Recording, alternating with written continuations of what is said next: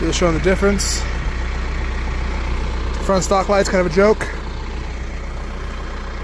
This is the Nightlight 120 watt.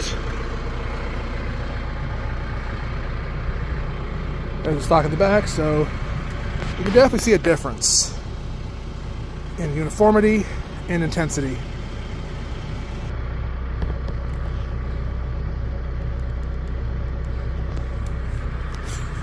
There's going to be a difference, probably tell a difference in range.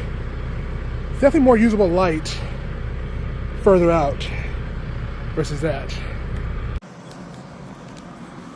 There's the back, there's the front, oops, there's headlights. Here's the, boom. Lights off, lights on.